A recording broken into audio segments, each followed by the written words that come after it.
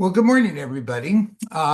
This is a presentation, part of a webinar series from the Center for Future Consciousness.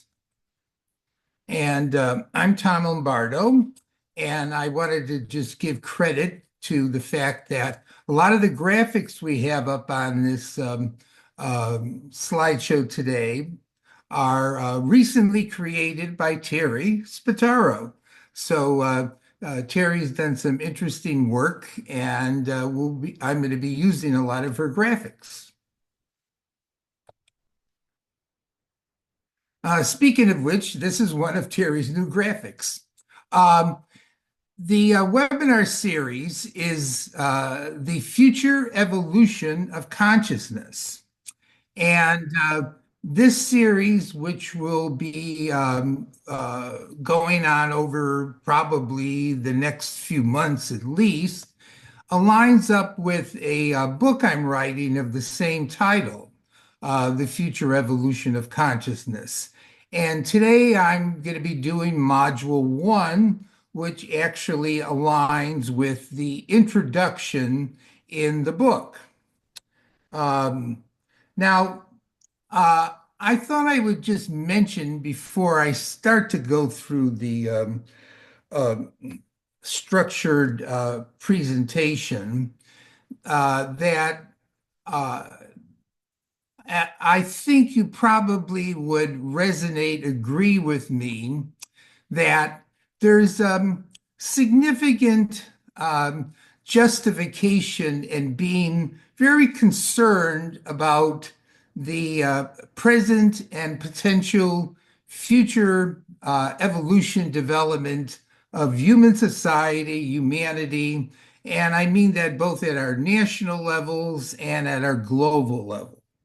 And in my own personal case, and I think it's with Jeannie as well, the level of concern and worry that we have seems to be intensifying, if anything. Now, a question that I always bring up when people talk about this problem or that problem, the question I bring up is, well, what are we going to do about it? Because, of course, it's one thing to say there's some significant difficulty, some significant challenge, some existential risk, some terrible reality that we're facing. But the question is, what are we going to do about it? What kind of actions can we take in that regard?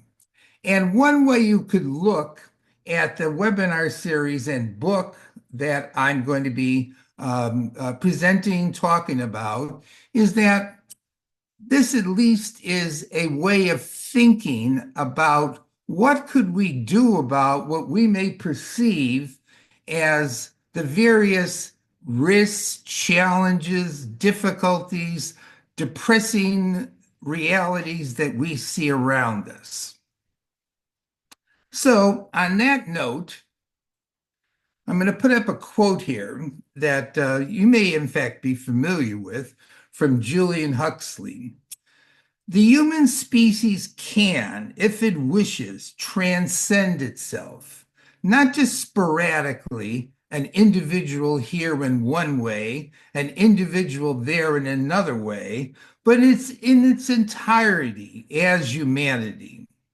And one way you could think about the webinar series I'm presenting is that it's a particular expression, a particular articulation of this idea that Julian Huxley, in case you're not familiar, Julian Huxley is a 20th century theoretical evolutionary biologist, very well known, that Julian Huxley is expressing in this quote. Can we transcend ourselves collectively as an entirety, as humanity as a whole? And how would we go about doing that? Now,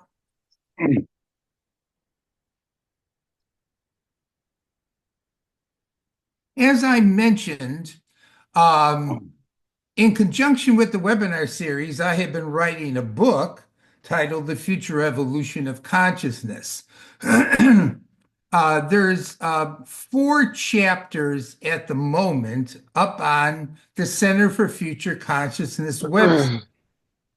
And somebody's not muted. Okay, there we go. Um, and I have up here the link, and it's also in the outline that you got in the chat box. The link to the chapters as they are being successively published online. So if you want to go start reading along with the webinar series, the chapters are up there on the website.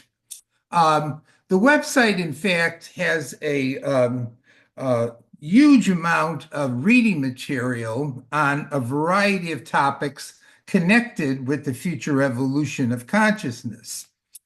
In fact, um, I should mention, there's articles and books on contemporary trends and theories and paradigms of the future, psychology, consciousness, and the future consciousness and wisdom and science fiction, philosophy and humanities. In fact, when I went back just recently to do a scan as to the content that's presently up on the website, I was surprised to see there's actually 136 articles up there.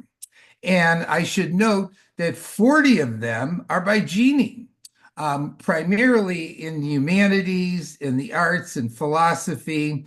But there's a great amount of resources on topics connected to the future of consciousness that are up on the website, including the ongoing publication of this new book.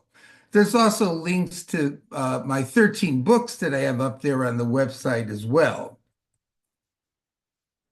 Now, this question has already come up, and I just wanted to mention it again, the answer to it, which is that the webinar series will be recorded, and after maybe perhaps a week, every one of the webinar will be placed up on the Center for Future Consciousness YouTube channel. And in fact, up on the YouTube channel right now, there is roughly 67, I think, videos covering those same topics I have down there below. I should mention that just in the last few weeks, Leslie and I did a interview on consciousness, and that is up on the Center for Future Consciousness YouTube channel as well. I also just have up there an image for Future Consciousness Insights, which is a place that where I make announcements about new videos, new articles, and just to encourage you if you want to subscribe to it. That comes out about once a month, and so every time we have new videos or articles going up, I will mention them within the newsletter. One other just intro piece I wanted to mention here is what is the mission of the Center for Future Consciousness, and how does this fit together with this new topic that I'm going to be talking about, the future evolution of consciousness?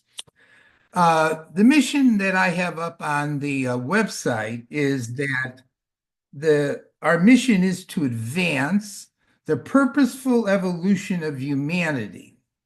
Now, after that, I have in parentheses and beyond, and I'm just adding that in now. It's not up on the website, but in thinking about the question of the purposeful evolution of humanity, I thought I should also make reference not just simply to humanity, but to what may come after humanity, and also to our contemporary conscious beings that exist on the earth right now. So I may modify this that our mission is going to be to advance the purposeful evolution of humanity and beyond through the heightening of future consciousness and wisdom and the inspirational mythic and cosmic power of science fiction. Now, how does that connect with the future evolution of consciousness as a topic? Well, I would suggest that the key and central point of focus when we think about the purposeful evolution of humanity is the future evolution of consciousness. That is the key to our purposeful evolution as a species, that we need to purposefully evolve our consciousness. So this webinar fits in with the mission because it's the key dimension of what it would mean to purposefully evolve as a species. Now, here is my thesis that encompasses the whole webinar series and encompasses, of course, then the book. All of our current challenges and problems are due to weaknesses and failings in consciousness. The key strategy we should passionately and tenaciously be pursuing for constructively addressing our contemporary difficulties and creating a positive future is the purposeful evolution of our consciousness, both collectively and at an individual level as well. In essence, what I'm saying is all of our difficulties right now are because of failings and weaknesses in our consciousness. And the key strategy that we should adopt in dealing with those difficulties and creating a positive future is to purposefully evolve our consciousness. And that applies to each of us individually, as well as all of us collectively. Now, I should mention right off the bat that there's nothing new in this thesis. There is a long-term history in humanity of people who have thought and said very similar things. And not only has there been a long-term history of it, there are numerous contemporary efforts, groups of people and individuals who have expressed the same basic kind of idea. There's problems in the world, and the way to address those problems and the way to create a better future is through evolving our consciousness. So there's nothing unique in what I'm saying here. It has a history behind it. There's lots of contemporary efforts involved that focus on this thesis. And as I go through the webinar series, I will talk about a lot of these different ideas and often incorporate them. But what I'm promising you or proposing to you is that I'm going to give you, and we'll discuss it, a unique expression of this thesis, both unique in terms of my interpretation, understanding of the nature of consciousness, and my view as to how one goes about evolving it. But when I say unique, I'm clearly acknowledging right off the bat that I'm going to be drawing from lots of people in history and contemporary times in putting this unique expression together. So it's not all unique, it draws upon lots of different sources.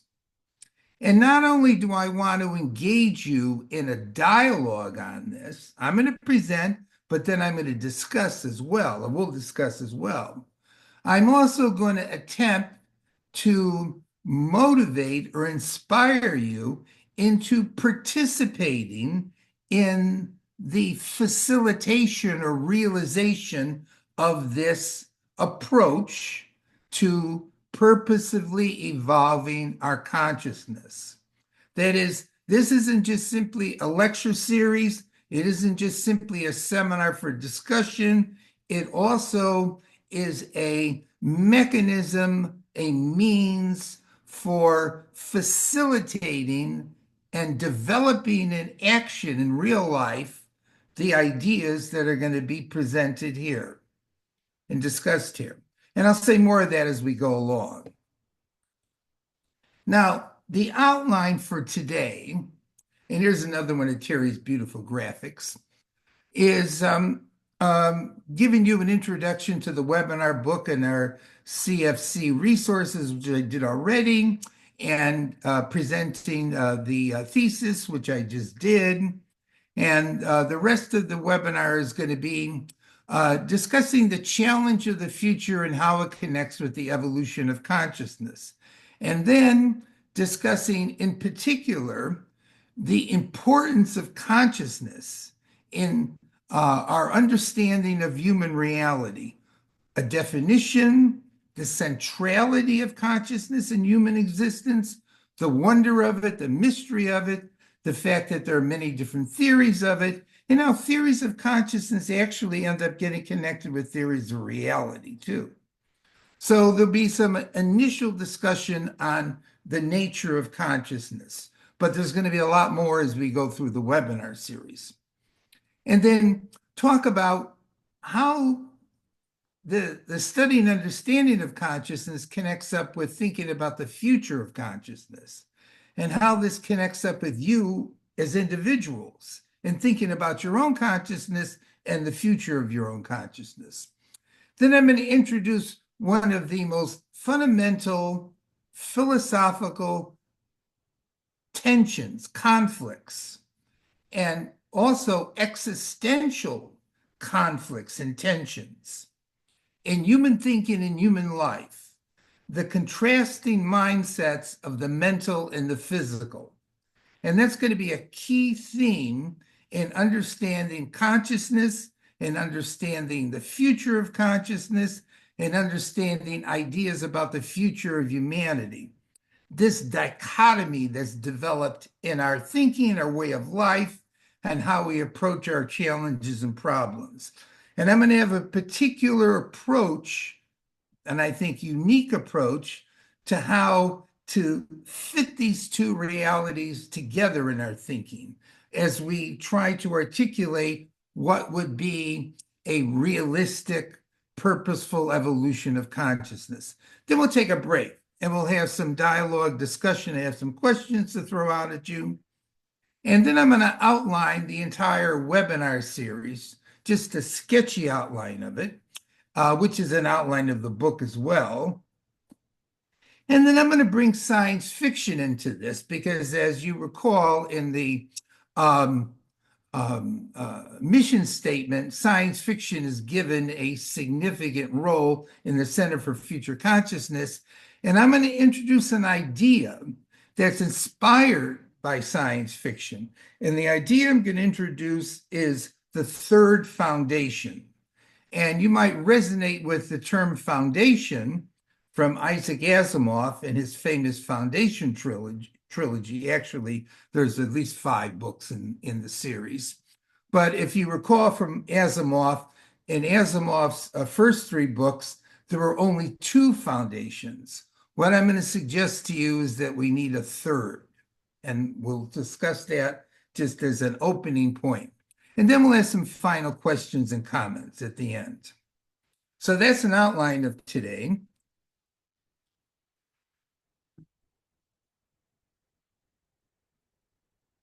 So the challenge of the future and the evolution of consciousness. This is a quote from Virginia Pastrell that I really like, and she hits what I think is the nail on the head in this quote. And I think this quote is from her book, The Future and Its Enemies. The central question of our time is what to do about the future.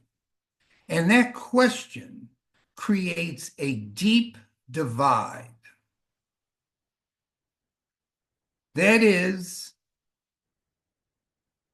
our major challenge and issue that we face is what to do about the future in the sense of what kind of vision do we have of the future? What kind of reality do we hope to create? But even though we may agree as a species that that's the central question, we disagree as to what the answer is to it. In our contemporary human reality, there are multiple assessments and multiple solutions to the central problems and what would be the fundamental solutions we should develop and enact to solve those problems. And it's an arena of debate and contention over what the preferable future is. And there's a long-standing history of this debate. In fact, I would suggest if one goes back and looks at human history, what we see has been a multi-thousand year war, literally, over visions of the future. That is, humanity, since the beginning of recorded history, has had a diverse set of ideas and ideals regarding the direction we should be taking in our culture, our civilization, and we don't agree on what that preferable direction is. We don't even agree as what our major problems are. Different particular views, particular groups will identify different central problems with different central solutions. So our history shows this contentious reality over where we should be going, what's wrong with what's going on right now, and what that particular future, that desirable future, should be like. Now, as I mentioned in my opening thesis, that there's been a long history of people and in philosophy, religion, spirituality, psychology, social thought, who have taken the view that the problems that we face are due to failures in consciousness and have proposed lots of different ways to advance and evolve consciousness. And different groups, depending on who we look at, will identify different fundamental failures in our consciousness. We're too short-sighted. We're too self-centered. We don't think rationally. We think too rationally. We're not emotional enough. We have no concern with other humans. We're more concerned simply with ourselves. Our motives that drive us are very superficial, shallow, and primitive. We're not enlightened. We're not very wise. The list goes on and on and on, depending on who you read. Our consciousness is not holistic. It's divided and fragmented. In fact, among the different views about how to evolve consciousness, people will even suggest repeatedly that what we see as our physical problems around us are actually due to conscious causes. So people will bring up, well, what about climate change? And they'll say, well, that's an environmental, ecological problem. But why do we have this concern over climate changing in ways that are going to make it inhospitable and dangerous, et cetera, to humanity and the rest of life? And somebody who thinks in a framework of consciousness will say, it's because of the way we have thought about human reality and we've dealt with the environment up to this point in time that's created this physical problem. that it's due to our short-sightedness and our greed and our a lack of a concern with others besides ourselves that have generated the physical problem. So our fundamental physical problems, whether it be climate change, a reduction in diversity of species, um, pollution, lack of resources, et cetera, et cetera. All of those physical problems are really due to failings we have in our consciousness, whether they be cognitive failings or motivational, emotional, or interpersonal, whatever. And so in current times, we have lots of different expressions of this thesis, identifying lots of different problems in humanity and identifying ideals or solutions that pivot on this idea of evolving our consciousness. So, why is it that we think consciousness is such a significant factor in understanding human reality, both in terms of how it um, generates our difficulties when we fail at it, and is the pathway toward a better future when we attempt to enhance it? And as you just mentioned in this regard, this area that I've been discussing here about different contemporary views and solutions to our contemporary challenges, two books that I wrote, The Evolution of Future Consciousness and Contemporary Futurist Thought, review lots of different futurist theories about our challenges, about potential solutions to those challenges, and those futurist theories that highlight or emphasize the evolution of consciousness.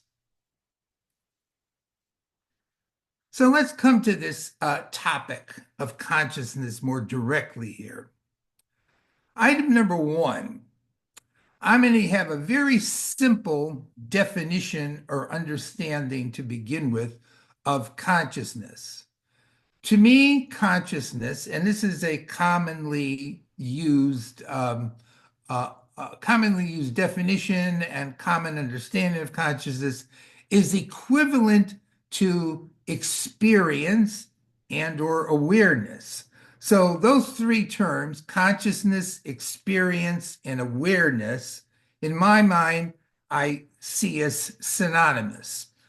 You could either see the concept here as a noun or a verb in the sense of to be conscious of, conscious, to experience or just experience, to be aware or just awareness. So people sometimes will conceptualize consciousness as something which is best understood as a noun or as a verb. But in general, my definition of consciousness is that it's equivalent to experience or to be aware. Now, here's where we come to the central significant thing to begin with regarding how important the whole reality of consciousness is. Consciousness is the medium through which all is experienced, understood, and known. It is the medium through which all is purposefully shaped and created. That is, it is through consciousness that we experience ourselves, others, the world around us. It is through consciousness that we understand and know. It is through consciousness in the form of purposeful, goal-directed behavior that we shape and create the world around us. And what I mean by all of that is that right now, for example, all of us are conscious. All of us are consciously experiencing ourselves, the reality around us, and we are thinking consciously about either what I'm saying or I'm thinking consciously about what I'm saying. That is the medium of my um, engagement with reality and my understanding of reality is consciousness. That's how we know, that's how we understand. And also, it is through consciousness that we purposefully shape and create the world around us. Now, I have a little asterisk up there because I want to just note that obviously, there are things that we know and are able to do where we don't have to be conscious of them. Like, for example, most of the time when we walk around over surfaces, we're not really that conscious of it. And people can talk about unconscious intelligence, et cetera, et cetera.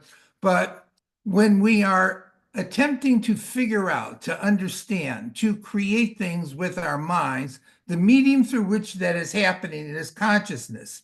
In a sense, we could say consciousness is the arena or limits of our human reality.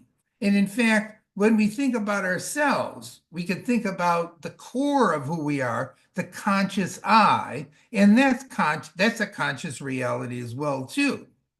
And in fact, I would suggest that even people who are looking at the world from a physicalist or material point of view are engaged in a paradigm of consciousness where they understand reality, have theories and values and beliefs and behaviors within a holistic paradigm of consciousness. So consciousness is central to human existence, but it's also wondrous at the same time. We may wonder about the fact that why is there something rather than nothing? Why is there this incredible reality we live in? But even more wondrous is that we experience and know it. So existence is wondrous, yes, indeed. But the fact that we know existence, that we experience it, is even more wondrous. Now, here we come to the mystery of it all, because consciousness through the ages, and definitely into the present, has been identified as one of the great mysteries. And this is rather paradoxical because it is that which is most intimate to our reality.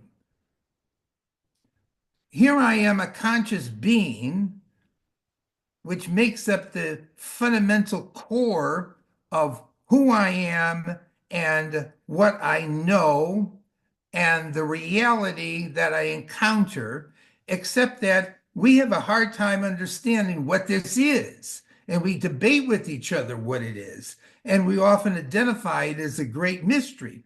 In fact, just like with anything else, in contemporary times, and this goes back into the past, we have multiple different theories and paradigms as to the nature of consciousness.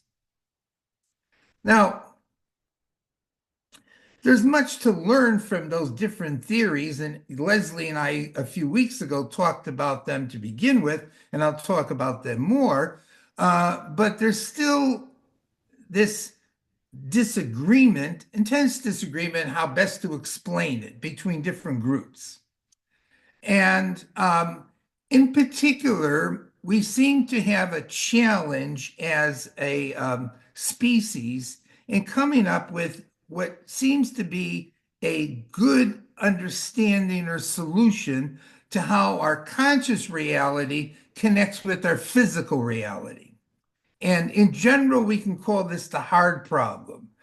Why is it that a physical body, which I possess, has conscious thoughts, feelings, and images? How could that be, since it seems to be different from the physical body? And how can the conscious mind, the conscious self, initiate action through choices through the physical body? So a particular challenge in our understanding of consciousness is what goes by the name of the hard problem, which is the connection between our physical reality and our conscious reality. Now, you may or may not know this, but it's a very fascinating point about consciousness to bring up in that when you begin to look at different theories of consciousness, you notice that quite frequently these theories end up connected with deep issues about the nature of reality. That is, it seems almost as if in order to understand consciousness, you have to understand the totality of what reality is. And people will connect consciousness with fundamental theories of the cosmos. So consciousness is at the very core of who we are. We have lots of different theories about it. It's a wondrous reality. And lots of us think, in fact, that in order to understand consciousness, we're going to end up having to understand what reality is. So here's the argument right at the bottom. If we change or evolve our consciousness because of its centrality to our existence, we are going to change fundamentally human reality. That is, the world that we live in, on all of its different features and aspects, would be transformed if our consciousness transformed, because our consciousness is at the core of who we are, the core of our understanding of things, of our capacity to manipulate things, of our sense of personal identity. And even if it's a mystery to us, and even if we debate it, it sure as hell seems to be critical to our existence. And therefore, if we change or evolve it, we'll change the very nature of our reality.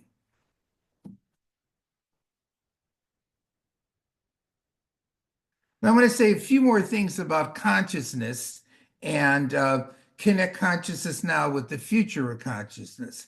Here's another quote that I really like that I will frequently reflect upon concerning myself. If you want to awaken all of humanity, then awaken all of yourself. If you want to eliminate the suffering in the world, then eliminate all that is dark and negative in yourself. Truly, the greatest gift you have to give is that of your own self-transformation. From Lao Tzu, who's one of the great spokesmen of Taoist philosophy. We have a strong tendency among us, some of us more, some of us less, to look out at the world and see problems around us and think that we got to fix other people and fix the reality out there. And we forget about, well, what about ourselves? What about taking responsibility first for evolving, transforming, fixing ourselves, as opposed to looking out at other people and saying, you need to change, you need to evolve, but I'm just fine.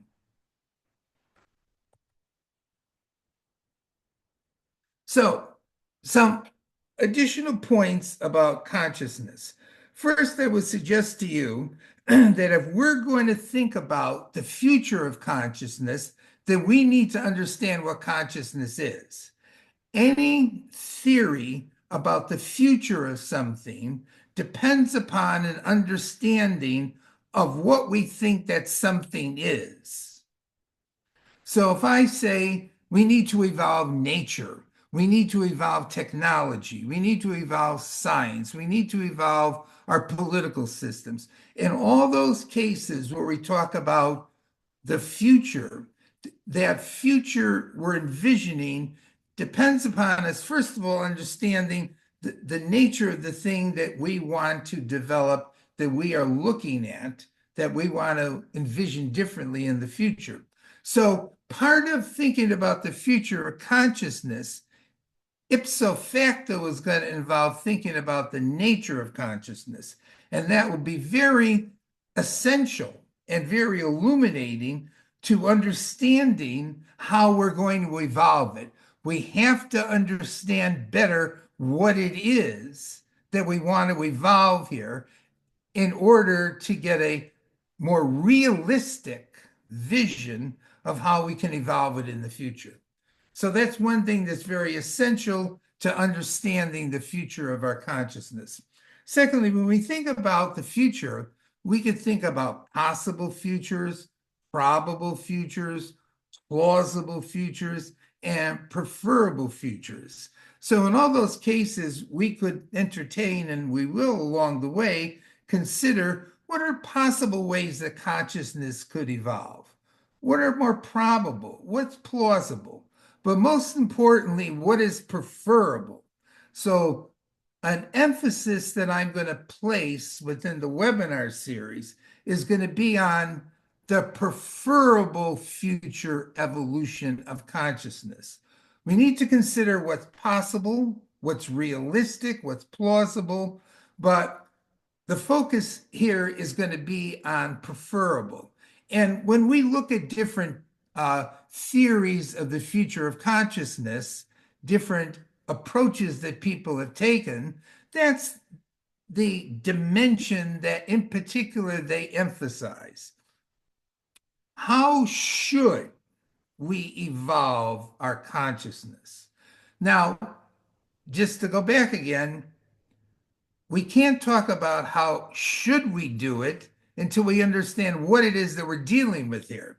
So if I'm going to talk about the preferable future of consciousness, I have to understand what the nature of consciousness is so that my visions about what's realistic are indeed realistic. And when we think about the future of consciousness, we got to think both at an individual level, each of us, and a collective level. So it's not enough to say humanity should become more insightful, enlightened, less self-concerned, less greedy. We have to look at ourselves at the same time because our collective evolution, what Huxley was talking about, is not going to happen unless individually we evolve. So part of the webinar series isn't simply about our collective future evolution, it's about our individual evolution. How can each of us individually purposefully evolve our consciousness in the future? And we're going to think both about the short term and the long term, because the long term is a consequence of the short term. So what we do this week is going to impact on what happens over the next year, decade, century. We build the long-term future from the short-term future. But I'm interested in both. I'm interested in what the human mind is going to be like 5 years from now, 100 years from now, 1,000 years from now. Both are equally important and they're connected together. And just to make a distinction, because I have two different expressions here that you might mix up together, and I want to make sure I make a distinction that you understand the difference. When I talk about the future of consciousness, I'm talking about how consciousness would be in the future. That is, I'm looking out to the future and thinking about how consciousness would be 5, 10, 100 years from now.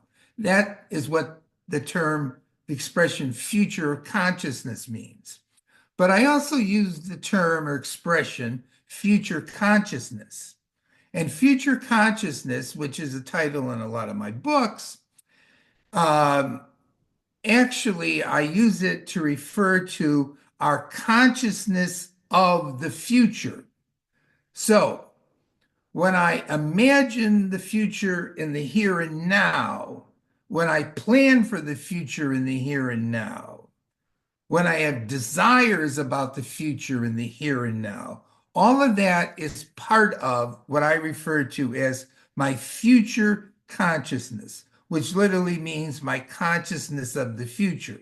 So in essence here, we have, in one hand, the future of consciousness, which is what consciousness will be like in the future, and our consciousness of the future, which is us consciously thinking about the future. So, not to sort of get our minds into a twisting, convoluted logic, if we think about the future of consciousness. What we're doing is in the here and now, we are engaging in what I call future consciousness. That is, we are being conscious of the future of consciousness. And we're able to do that when we imagine possibilities for our conscious evolution to come. Now, there's actually a number of books where I talk about future consciousness and the future of consciousness that I just wanted to put up there on the side because these are different topics I've thought about and written about in the past. Okay. Now we'll come to the last slide before our break. This thing about the mental and the physical.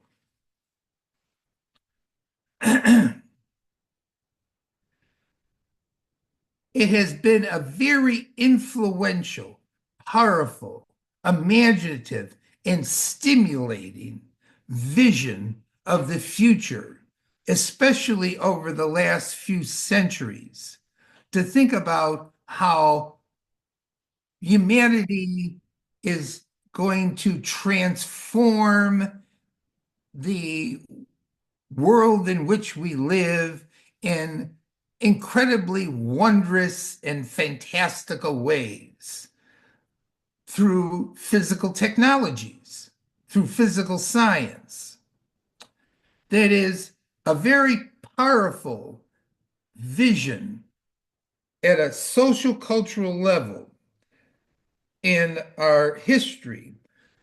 There's been a physical vision of some fantastic ideal future of spaceships, robots, flying cars, nanotechnology, and numerous other physical aspects of our reality. And this vision has great power and plausibility to it because over the last few centuries, we have vastly transformed our reality through physical science and physical technology, and in lots of ways have actually significantly improved our reality through the growth of physical science and technology. So we can envision all kinds of ways in which the future will be great and wonderful if we have more gadgets.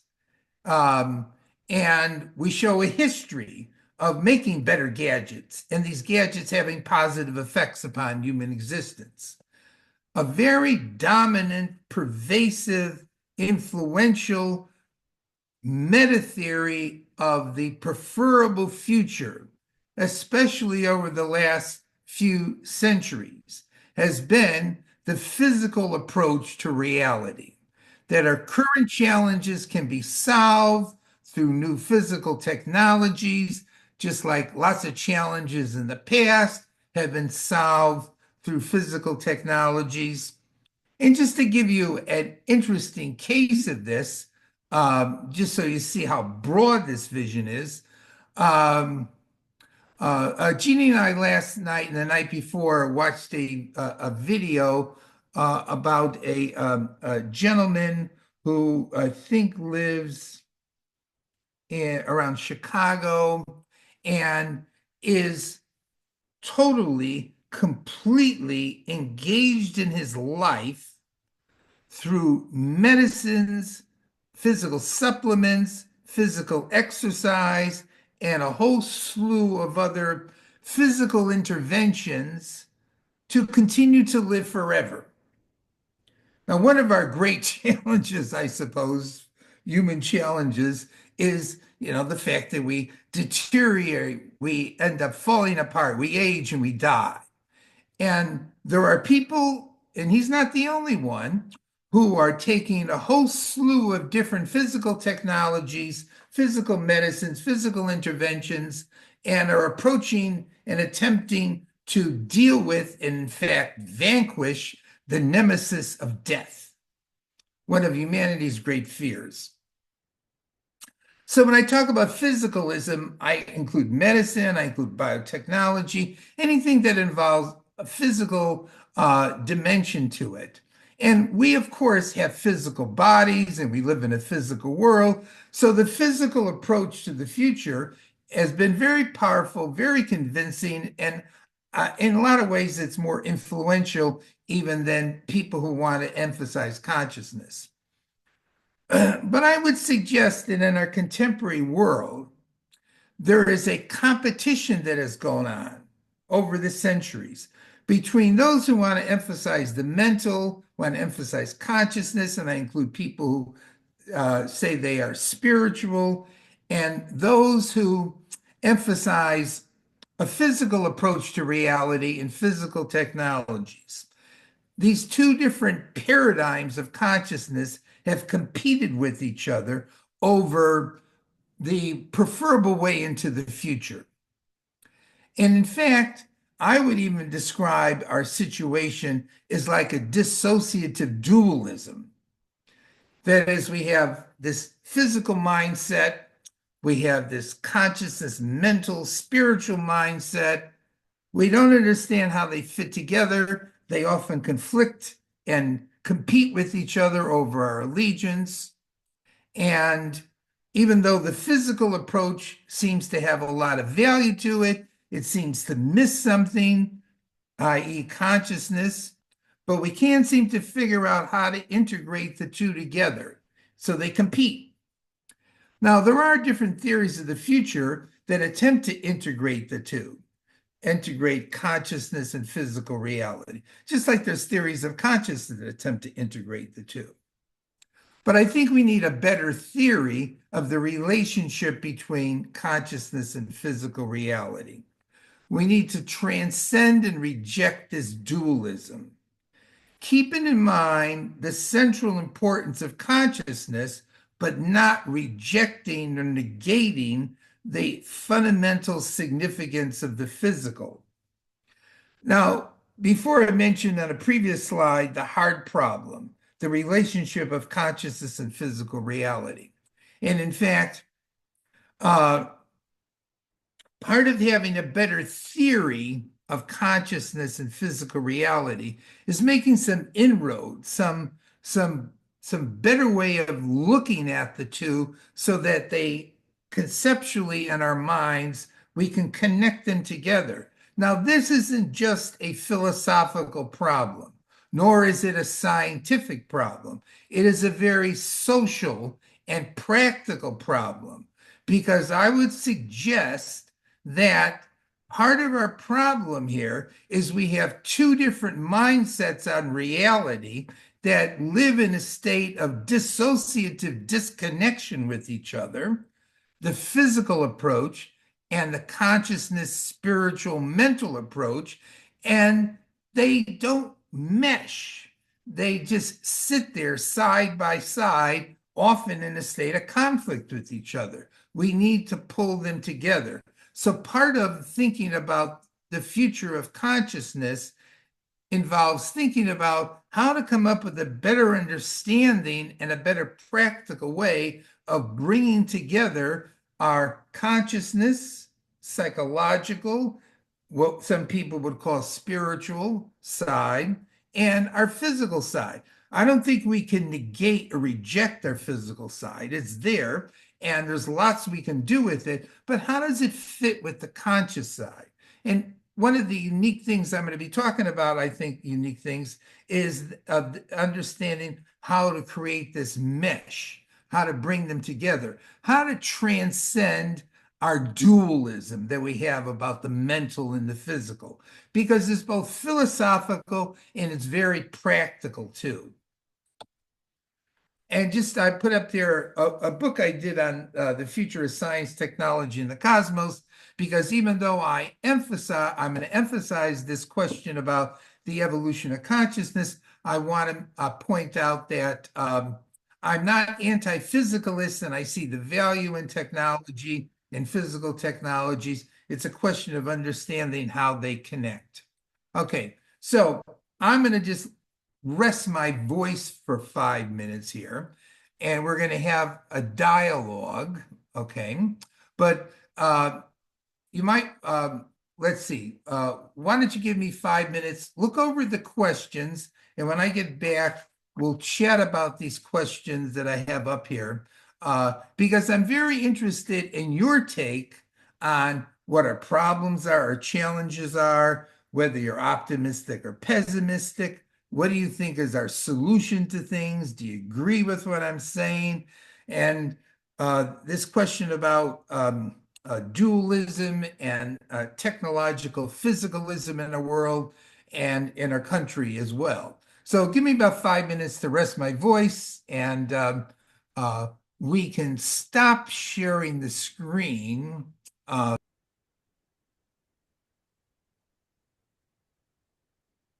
first interesting question from Debbie, or a request, is distinguishing between plain Jane consciousness and metaconsciousness. Now, I take that to mean distinguishing between being conscious and being conscious of being conscious. Okay. Now, one way to answer that would be that whenever you are conscious, you are indeed conscious that you're conscious. But it may not be, hold on a second, Debbie, you're shaking your head. It may not be that you are thinking about being conscious when you're conscious. So when I look at the coffee cup in front of me on the desk, I'm visually conscious of it. And I could say that I'm conscious of being conscious of it. I'm aware that I'm conscious of the coffee cup, but I'm not thinking about how wondrous and unusual and strange and what is this thing of being conscious of the coffee cup. So, for example, when I sat down and I read Bishop Berkeley's theory of idealism, and Berkeley is talking about the nature of our perceptual objects of consciousness, he got me thinking about what is it that this thing is to be conscious of an object? Or if I were to say, what is it to be conscious of a thought? Now, I'm conscious of thinking when I'm thinking, and I could say, yes, I'm conscious of being conscious, having conscious thoughts, but I'm not thinking about, in this case here, metacognition. What is it to be conscious of thoughts? What are those things?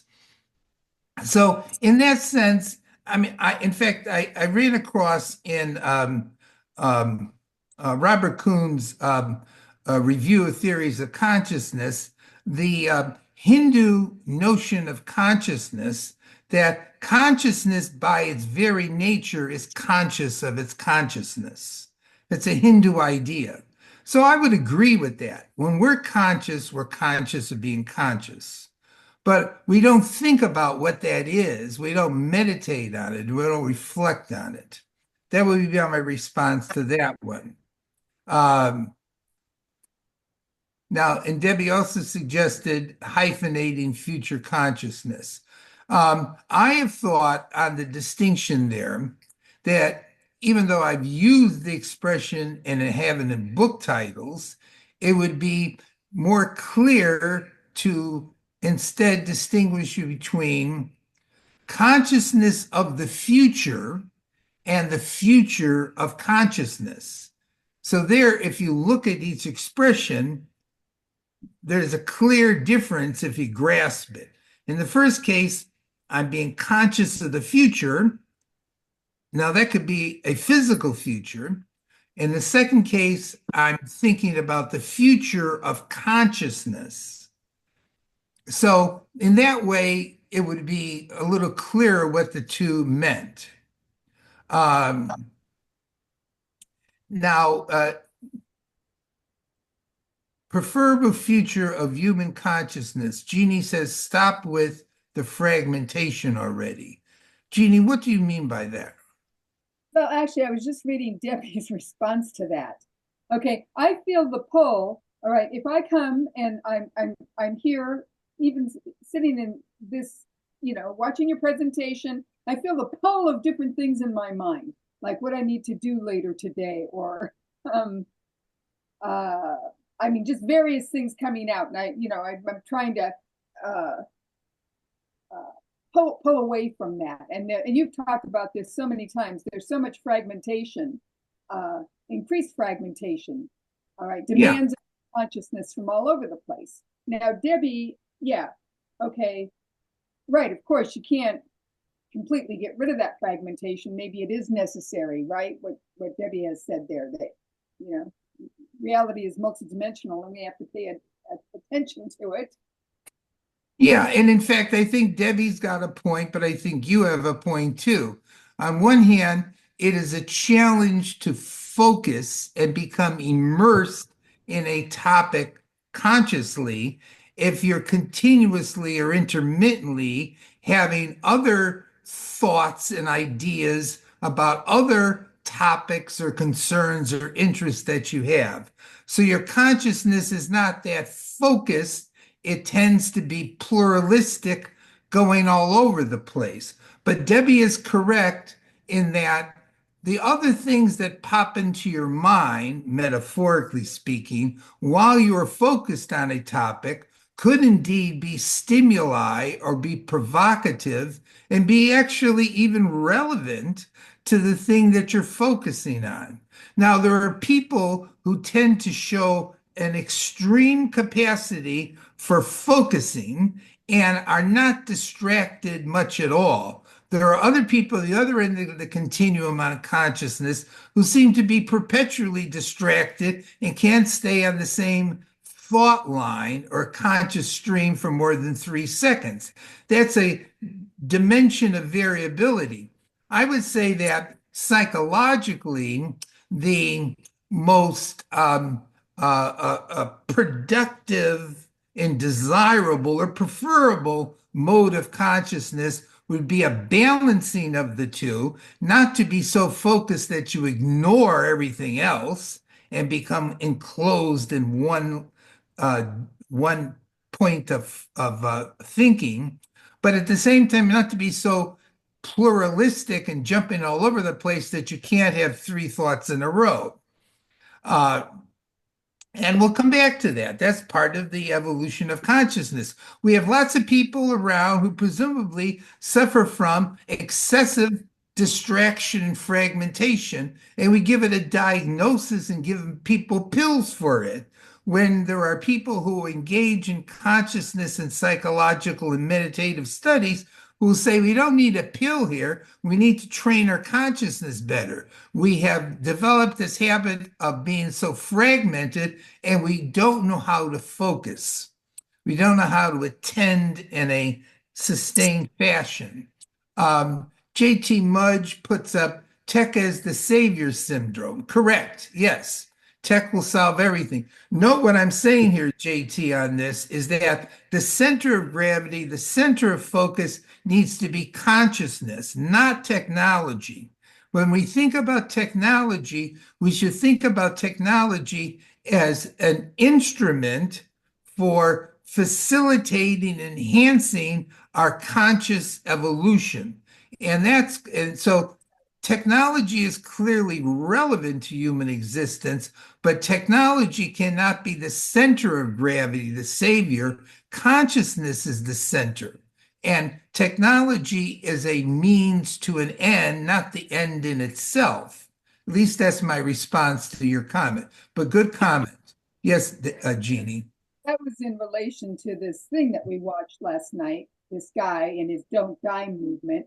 But I just thought it was interesting because he was a Mormon and he was really into his religion. And they brought that up during this documentary and discussed that. He replaced his religion with this extreme dedication to the technological alteration of his body. And it was quite striking.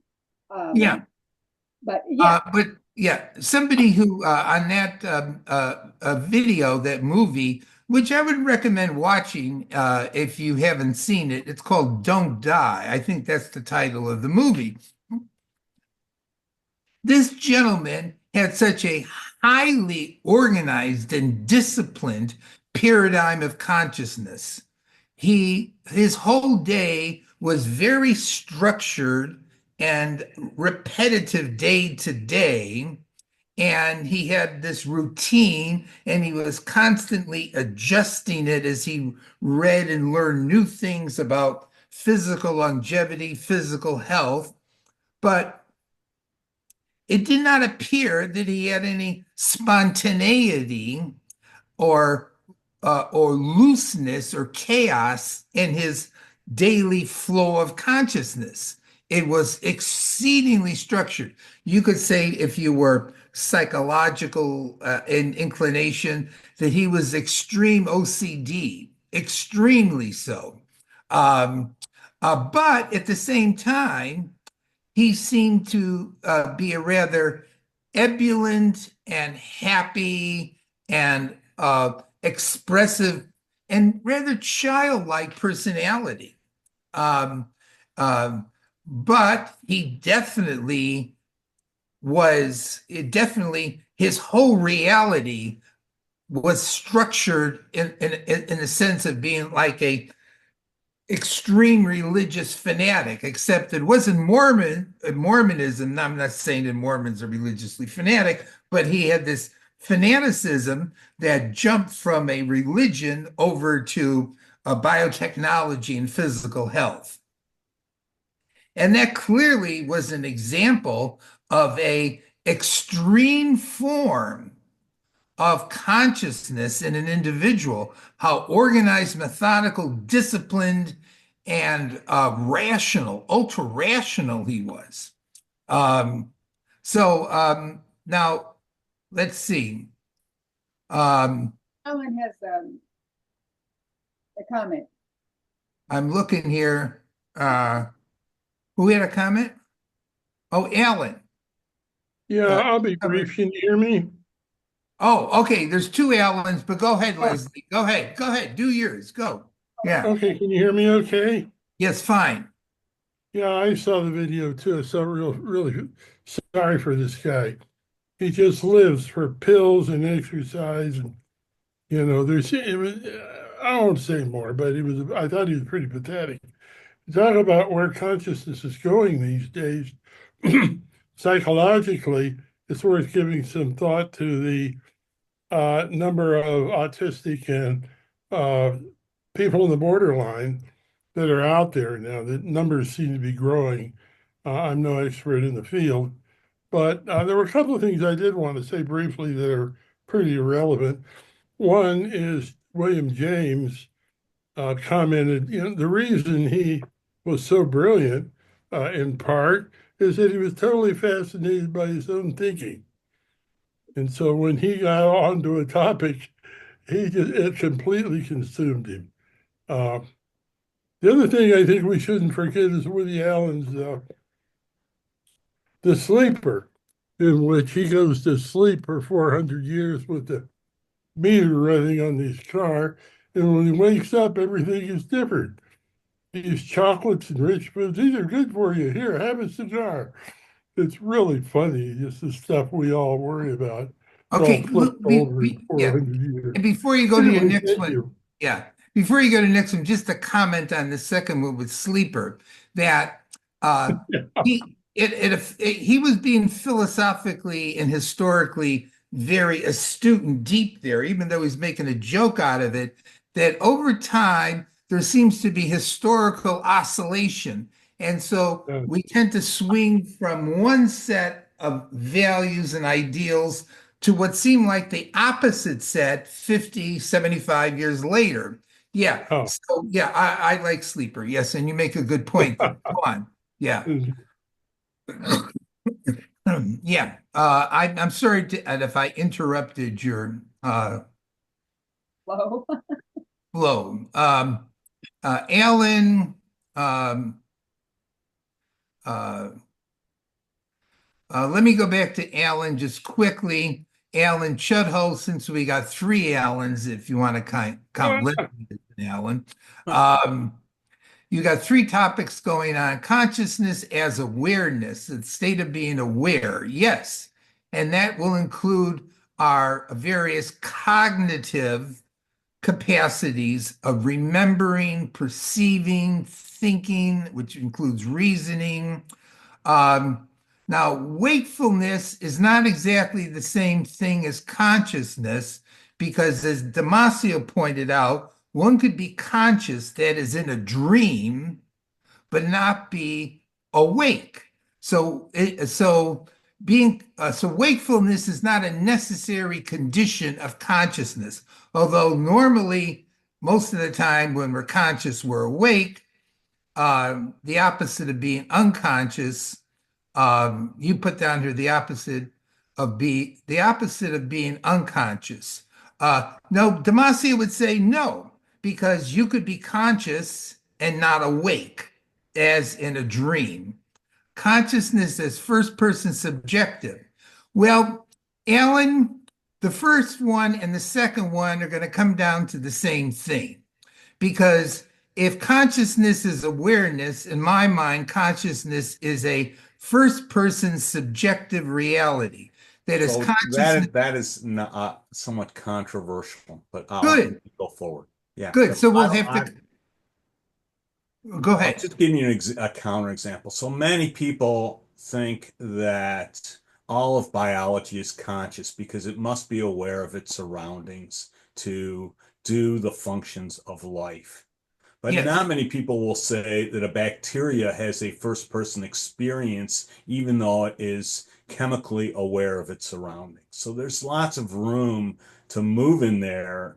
And I'll just leave it at that. I think it's Okay. a debatable point that they're the same thing, but they're certainly two aspects of consciousness.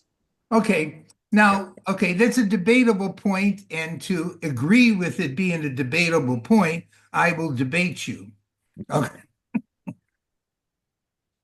When we say that a bacteria is conscious of its surrounding, insofar as it is an individual bacteria which is conscious, that is indeed a subjective first person perspective of the bacteria on its surrounding. Okay, instead of it being, when we say first person, we mean from the point of view of the entity which is conscious, from that point of view. And I would say that the bacteria is in a subjective first person state of awareness of its surrounding. It's not perhaps aware of itself very much, but it is from a point of view, first person position. Okay. Now you could probably respond back to that one. Let me just see a set of attitudes, beliefs, and ways of thinking that shape their perception of the world. Uh, Part of awareness is the total gestalt of one's mindset. My awareness is structured and colored by my thoughts, my feelings, my emotions, my beliefs, my theoretical explanation of reality. That's all part of the structuring of number one up here, which is consciousness as awareness. So I'm aware of you as you are aware of me, but that is being structured by the total mindset I have of what it is that I'm engaging with here. I mean, that's my response on that one. Now, conscience is a different term, by the way. That's our moral sense. And I don't mean that right now. Although I would say that a lot of our conscience is, in fact, conscious, to make that distinction. It may not be all entirely. We may have an unconscious conscience too, like in Freud's superego. um, I'm sorry if I'm not, I just want to respond to your points. Um, Hegel's holding the paradox. I think, Debbie, that's a good idea, except in this case here, I'm going to suggest that it's not necessarily a paradox. It's rather a more complex thought as opposed to a simple one. Multiple ideas in the mind simultaneously. Yes. In fact, that's part of the evolution of consciousness, I would suggest. A balancing can often happen with people who are diagnosed as well as autism can amplify balancing of the two. Focus and associate, yeah. Okay, yes. Okay, JT. idiosyncrasy is also 400 years in the future. Idiocracy, 400 years in the future. Debbie's referring to the movie Idiocracy, which depicts a mental devolution 400 years into the future. All right. And Alan, bringing up 8 billion people alive today. How can we even say where consciousness is going today? There's enormous variance. I would agree with you on this one, Alan. But in this variance, I'm going to suggest a leading trajectory, that leading trajectory acknowledging the variance in which it is existing.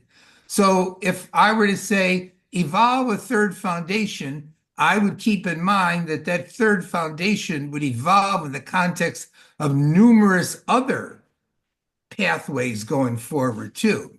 Yeah, I would be aware of that. Yes. Oh, Jean-Bert has his hand up. Okay. Okay, Jean-Bert, go ahead. I'm sorry, I didn't see your hand up. A couple of quick, first of all, a couple of quick questions. This guy that you've been talking about that you saw yesterday, how old is he? I mean, is he looking good? I mean, is he seems to be successful in his endeavor? Yeah, okay, just a little background. He's a multimillionaire, so he's got lots of money to spend for all of his shit. He's got a really nice protected castle of a house. Okay, I would say he's anywhere between 45 and 55. He has about a 20-year-old son, something like that. Did you ask me if he looked happy? He Well, looked, yeah, you could answer that. okay, I didn't know. I couldn't remember Yeah. exactly everything Okay. he said. Yeah. Yeah, he Just seems to curious. be, he seems to be happy. He Okay. seems to be. He seems It to. sounds like Ray Kurzweil. Ray Kurzweil is another, 200 pills a day, supplements, and et cetera, et cetera. I thought of What, I thought of Ray Kurzweil right away as soon as I started to watch the video. I also thought of Jose Cordero, who has written a book on the end of death. And there are a number of people and a number of different scientific groups who are working on the extension of longevity and with this long-term ideal of living indefinitely. Kurzweil says indefinitely. But I he's just, yeah I yeah just got he done wants reading a he, book called Why We Die by yeah a yeah Nobel yeah Prize yeah winning, yeah But what I wanted to talk about, and it's hard for me to wrap to make a concise statement about it, but the physical world, I mean, what we call physicality, is to me very ethereal. I mean, we are living in a cosmos that is composed of four forces: gravity, electromagnetism, the strong and weak forces, which uh, uh, are not physical. They act on concentrations of matter, which, an atom is mostly empty space. I mean, so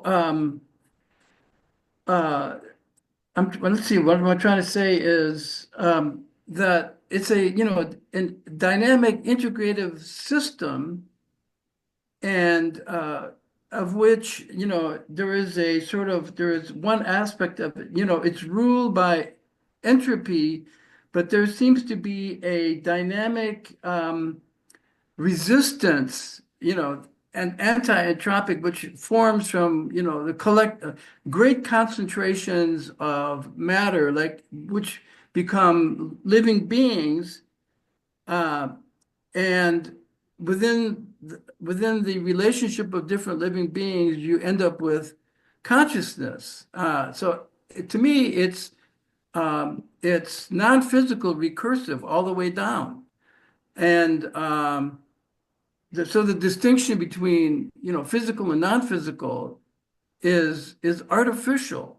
I mean, but one of your evolutionary developments of this concentration of particular levels of atoms, of life, is that the language was invented.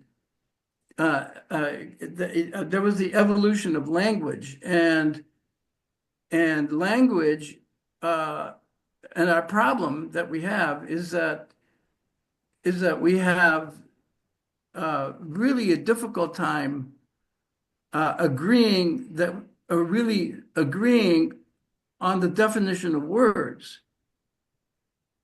And so anyway, I'm just saying, what I'm trying to say is that, this dichotomy that we keep really emphasizing between life and non-life, and only life has consciousness, I think is false. I mean, I think physicality is just as spiritual or as, anyway, that's all I wanted to say. And Okay, I'm all right, trying to. let me respond to you. Okay, item number one, in defining what is the physical, I do not need to take the position that what is physical is somehow ultimately stable and absolutely solid Right. through and through. The concept of the physical can, of course, acknowledge the fact that there are flows of energy, lots of empty space, forces, et cetera, et cetera. But, okay, I clearly would present the view that, here I am as a physical biological entity. There is something to this. There is. Now, you may go ahead and, from a physics point of view, say that a lot of this is empty space at the subatomic level, that it is dynamic, true. It's lots of oscillations, lots of energetic oscillations, but it still is a physical form that exists at this level of reality. Okay, now, so, and then we come to this issue of this physical reality, and maybe bacteria too, for that matter, are conscious, they're aware. So, how does this physicality, this complex physical configuration, connect with, blend together with the fact that I'm also conscious? Now, I would agree with you that we separate the two, and perhaps we should see them as more intimately connected. Yes, agreed. That's my whole point. But we have a history of separating the two. And we have a history of two different mindsets at odds with each other over what the best way is to come at human life and human reality. One of which sounds much more physical, the other sounds much more consciousness focused. And I just want to say that one last thing before we go on. Nobody actually responded to my questions, but so what? From Vernon, tech giants seek to capture attention and therefore hold consciousness and structure it in ways that should be attended to. Yes, in fact, that's what people do with each other. Part of the war of the future is attempts to structure and influence each other's consciousness. And so to highlight out what is important, what should be embraced, what should be pursued. So these this is a paradigm of consciousness. It's a way of thinking about reality, and that way of thinking about reality in the war over the future, people make efforts to influence others to think about reality the same way and get what they want through them agreeing with them to think about reality the same way. But Vernon says there's a pseudo type of consciousness. It's a type of consciousness, Vernon. It's just a, Yes, uh, I think it's but there is a structuring that's going on that I would say shortens or tightens or creates a what would I say?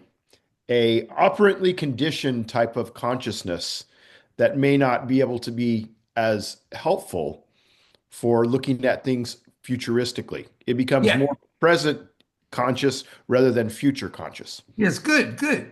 Actually, in a way, we could say that I want to capture your consciousness so I can stabilize it and we can keep thinking the same way and doing the same thing indefinitely into the Yes. future because I want to preserve the status quo of me being in a position of power. Okay. Yes. And And I you want to buy commodify into it. it. I want to Huh? commodify it And because I have, commodifying it because you got to buy it from me. Yes, I want yes. you to buy from me.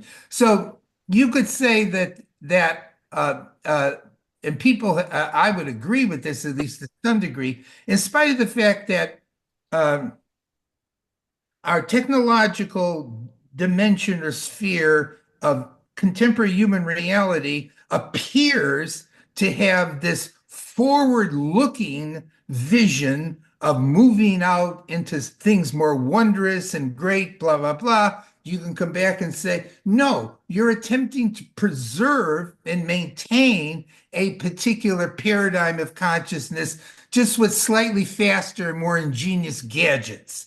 But you're really not doing anything. You're not really trying to jump beyond it or move beyond it into something fundamentally different as far as your paradigm of consciousness goes. Okay, so let me just take 15 minutes. Space is not real empty. Yes, it isn't real empty. Okay, but let's go back to the rest of the presentation because I only got 15 minutes left here. Um, and and I lost my, oh, here it is. It's down here. Okay. We're gonna we're gonna start sharing again. Uh,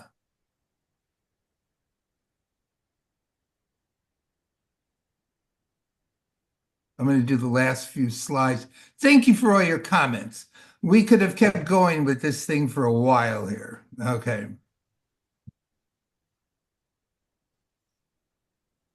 All right.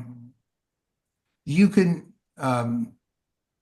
you can see the screen. Yep. Okay. All right. So, oops, get out of the way.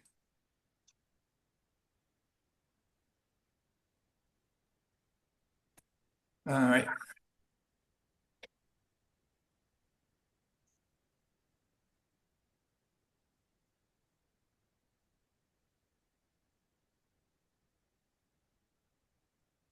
Okay, so those were the questions. We didn't really get to talking about them too much, but that's something I would ask you to think about, and we can come back to them again. Your assessment of current human reality, what the problems are. Do you feel optimistic, pessimistic? Do you think there's solutions? Do you agree with the idea that we need to evolve our consciousness as the solution? And then in particular, I asked you about, do you think Western culture or global culture is dominated by a physicalist or a dualist dissociative mentality? Those were the questions. So anyway, we'll move to the next slide.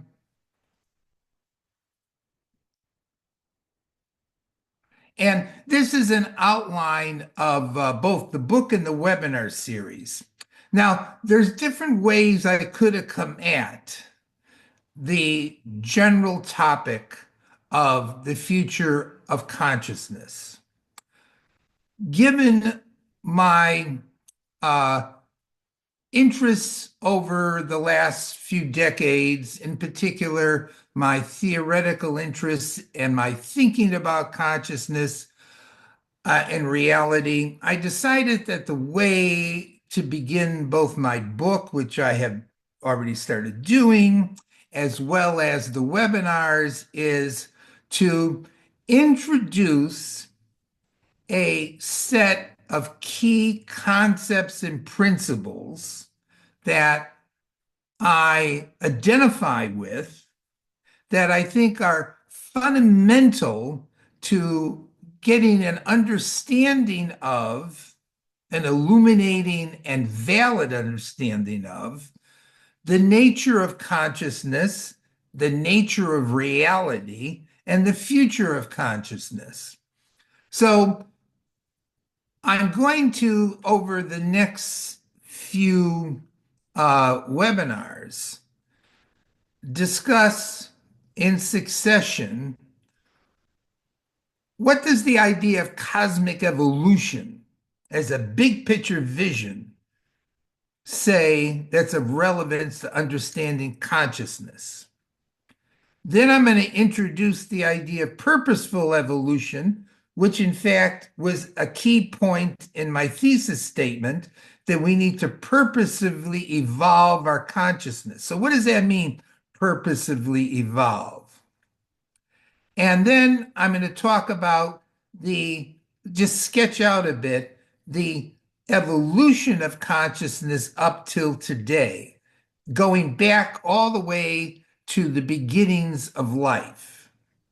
Then I've already talked a bit about future consciousness today, and I'll talk some more about it. And then as two connected ideas, I'm going to talk about reciprocity and reciprocal evolution. And those two ideas are going to be important in understanding the relationship between consciousness and the physical world and transcending our long time history of dualism and in addressing, in fact, the hard problem of consciousness. Then I'm going to revisit my quick conversation interview with Leslie 3 weeks ago and talk some more about different theories of consciousness. Because if we're going to think about the future of consciousness, as I said, we should look at what do we think consciousness is. So I'm going to have at least one session where we'll talk about all the main different theories of consciousness. If anybody is interested, within about the next 2 weeks, I will put up my summary review on the website, the next part of the next chapter on my review of theories of consciousness. Then I'm going to lay out my particular ecological and evolutionary theory of consciousness. And then I'm going to talk about our contemporary failings in consciousness and what would be future ideals for the evolution of consciousness. And then I'm going to divide the future of consciousness into two main dimensions. As a main point to say right at the beginning, when I think about the future of consciousness, I have to think, we should think holistically. That is not just simply our intellectual or cognitive evolution, but our emotional, personal, motivational evolution as well. So thinking holistically, I'm going to talk about the future evolution of self-consciousness, of body consciousness, of motivation and emotion, of our values, of our ways of thinking and imagination, all that under individual consciousness. Then trans-individual and collective consciousness, I'm going to talk about the evolution of our ecological, technological, and social cultural consciousness. And then finally, as the last part, I'm going to talk about wisdom in science fiction and evolutionary narratives on consciousness and the cosmos. That is, in the end here, I'm going to attempt to connect the question of the future of consciousness with the big picture of the cosmos and connected with science fiction. And in that regard, I'm going to introduce in a little more depth now this idea that I just mentioned briefly, the third foundation and what that means. I've always had this fascination with science fiction, and beginning with small little articles and webinars, little by little, I've been developing a whole series of books on the history of science fiction and thinking of science fiction as evolutionary mythological narratives. Because I think that in order to influence people, as in the past, so as in the future and the present, the narrative, the story, has tremendous psychosocial power. An abstract theory does not. So if I were to give you an abstract theory about the future of consciousness, people could understand it, but does it really inspire and motivate them? Science fiction is evolutionary narratives. They're stories, and they're much more powerful and influential on our contemporary consciousness. And so, as I mentioned, I've been writing a series of books on science fiction as evolutionary mythologies of the future, a diverse set of mythologies. So science fiction provides this psychosocial influence, power, engagement, because it's in the form of narratives. And if one is to envision how one goes about facilitating the ongoing evolution of consciousness in the future, you're going to need to have some kind of narrative or narratives that power this, because people don't get moved so much by theories as they do by stories. Now, depending on your familiarity with science fiction, you may think that science fiction primarily provides scientific techno images of the future, which is a stereotype and a limiting stereotype, because a great deal of science fiction, both in the past and in the present, deals with the evolution of minds, of intelligence, of consciousness. That is, at least as much so as visions about future technologies. Right now, I'm doing volume 4 in the history of science fiction, which is on the golden age. And the last 2 sections I did, which isn't finished yet, but the last 2 sections I did on volume 4 talk about Van Vocht's science fiction in the 1940s and Kuttner and Moore's science fiction in the 1940s. And for all of them, there is this continual, deep, and intricate focus on future minds and psychological themes about the future. So science fiction is always engaging these questions about the future of mind and consciousness. It's not just simply the future of technology. So science fiction is a great resource for inspiring images, visions about the future of consciousness, intelligence, person's mind, all of that. Now, as I mentioned earlier,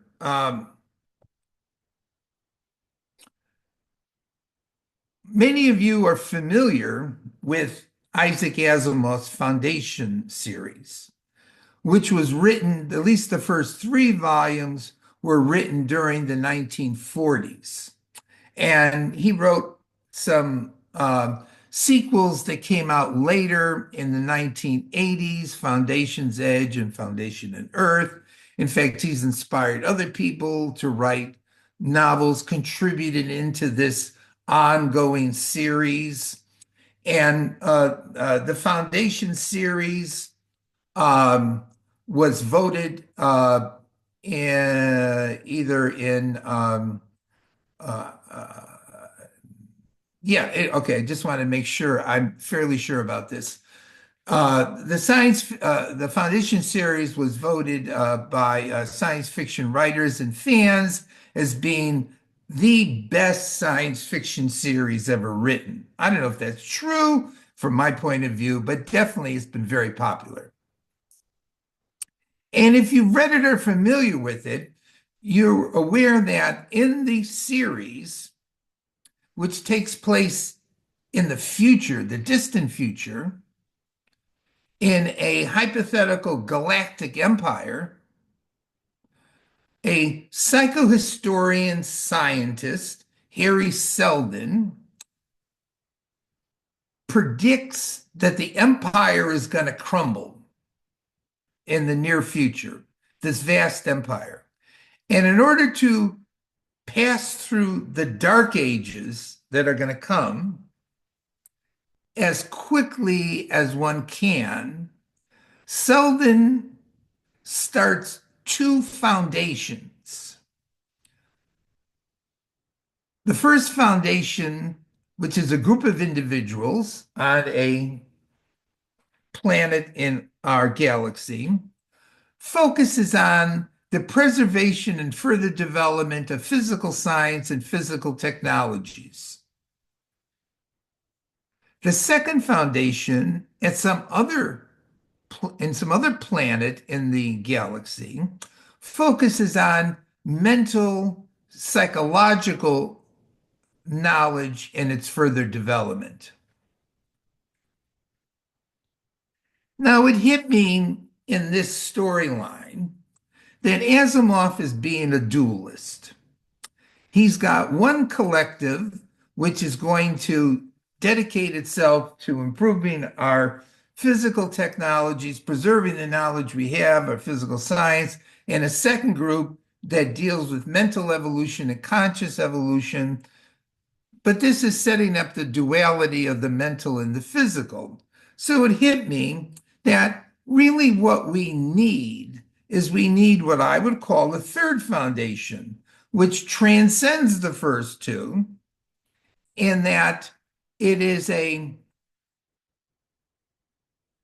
pathway to a preferable future involving the evolution of consciousness, but does not make the dualistic mistake of separating our physical reality and physical knowledge and physical technologies from our conscious, experiential, and psychological knowledge and development.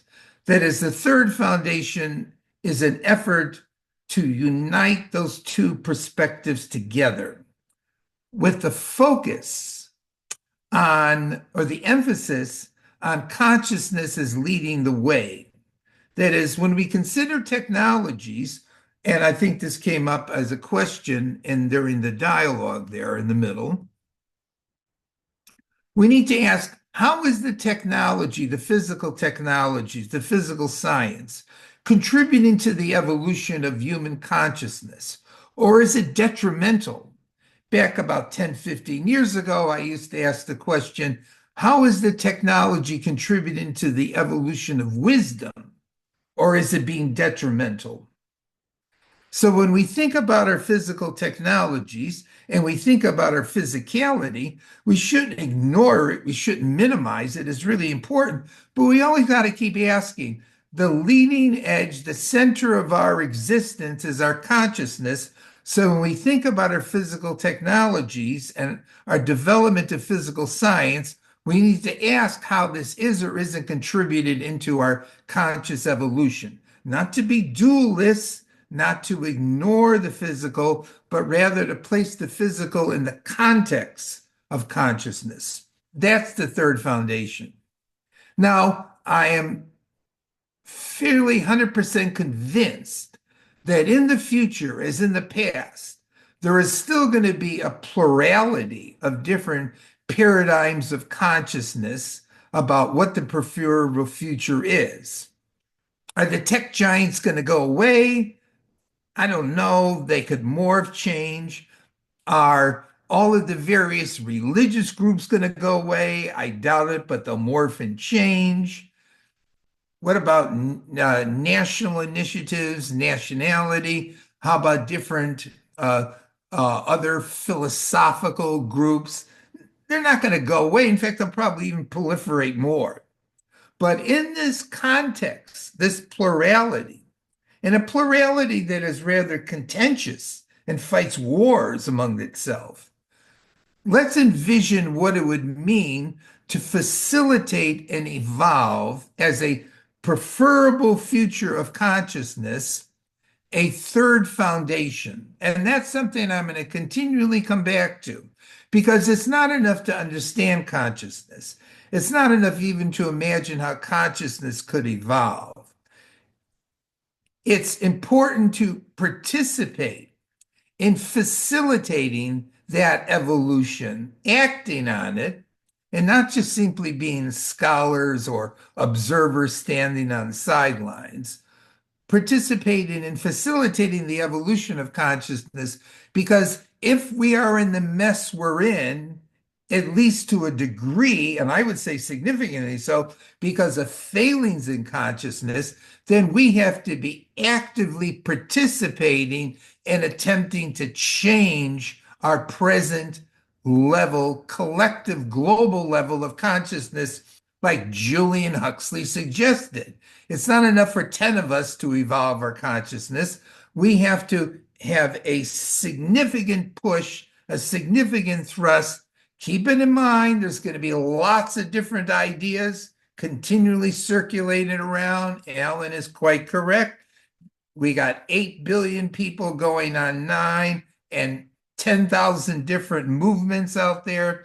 But what I'm going to be proposing to you is what I think is a enlightened and evolutionary and valid way to push the envelope, to to articulate a preferable evolution of consciousness that to me makes sense and is going to have some value and impact with people participating in it. That's the third foundation. And I'll say more of it as we go along. So as I'm gonna end up stopping here. I had some final questions, but I just wanted to, if nothing else, bring up this last quote. John Taine. John Taine was a pseudonym for Eric Temple Bell. Eric Temple Bell was a professor of mathematics at California Institute of Technology, and he was the president of the American Association of Mathematics. But in his spare time, he wrote, as John Taine, science fiction. And here's another quote that I really like, and I think it's got some provocative dimension to it to ponder, from John Taine. And he wrote primarily during the 1930s, by the way, 1920s, 30s, 40s. Even though there be limits to space and the stars are numbered, yet is the universe infinite. For that is the paradox and essence of life, which sets no bounds to the creations of mind or to their number. And that's a rather upbeat vision and a mind expansive vision for thinking about the future of mind, the future of consciousness, the future of experience, awareness, whatever terms you want to use there, to close out on. Because in spite of the fact that I often get very pessimistic about what I see going on around us, I think that, the possibilities are in front of us there. There's this openness in front of us, and we should pursue it, even if we feel sometimes as if we're heading toward idiocracy 400 years from now. So I did have a couple final questions, open forum, specific interests. Write to me if there's some things you want to talk about in future webinars. As I mentioned, the next webinar is on consciousness and cosmic evolution. And this is an image from the cover of Olaf Stapleton's Star Maker. It's not by Terry, but I thought it was a very good image. I throw it up there. But this one is from Terry at the end here. So 2 weeks from now, we'll do cosmic evolution and consciousness. Look up at the cosmos and think about our consciousness and how it connects. And there's a very good image that Terry did to end it all. And again, graphics by Terry. Thank you, Terry, for coordinating this. I'll stop sharing right now.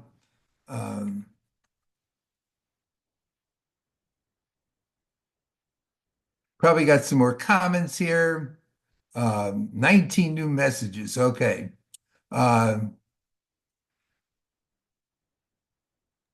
Yeah, Alan, you're right. It's all people, not just tech giants, who seek to capture attention and change the mindset of others. That's me. That's including me, of course, and all of us. Yes, that's the war over the future. This ongoing contentious debate and we're engaged in over who's going to be directing the flow of human time. Uh, be nice to have an ongoing chat channel from JT where we continue these discussions.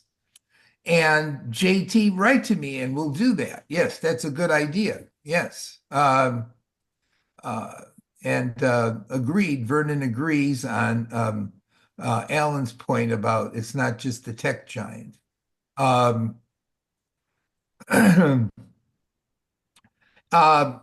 Debbie is correct. I'm going to comment on some of these final things in the chat room.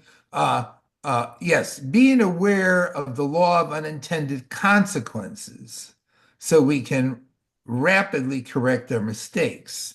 Yes, that's part of the purposeful evolution of consciousness that we will, in fact, generate lots of unintended consequences, both good and bad. And that's part of, yes, part of the evolution is that, in fact, it is trial and error. Yes, very much so. Um, we have major failings of our current consciousness, as Tom noted at the beginning. I'm going to talk about those in depth and detail. Um, yes, and Vernon comments on the power of the story, and so did JT. And he likes the term evolutionary narratives. Yes, they are narratives about the future evolution of us that propel us into evolving ourselves, stimulate us to evolving ourselves. Um, and planetary consciousness as the noosphere via evolution of humans, as the universal third story in progress. Yes, and there we go with a particular way of conceptualizing. This is from Paula, a particular way of conceptualizing the future evolution of consciousness. As I said, there are numerous different groups and numerous different paradigms of consciousness that are concerned with the future evolution of consciousness and think it's important. And the concept of the noosphere is a key theme in a lot of people's thinking as one way to conceptualize the global planetary integration and further evolution of consciousness. Yes.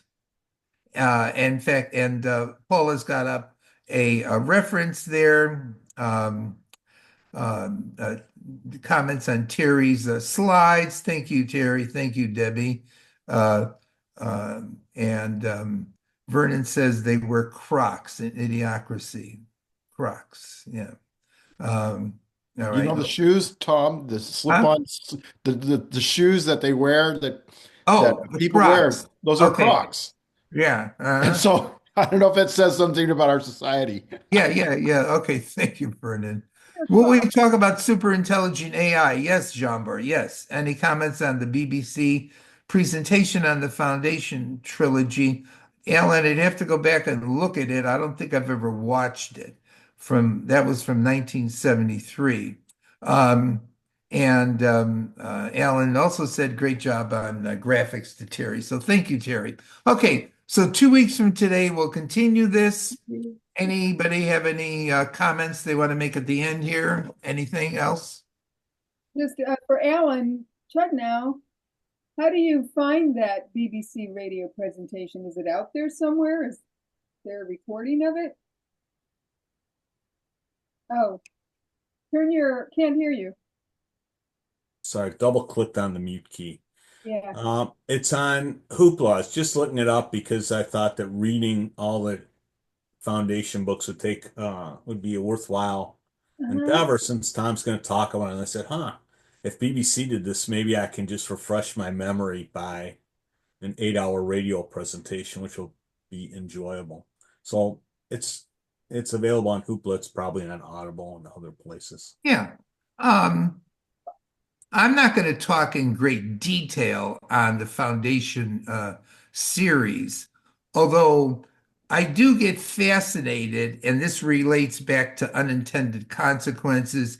I do get fascinated by the character of the mule in the foundation, the trilogy at the beginning.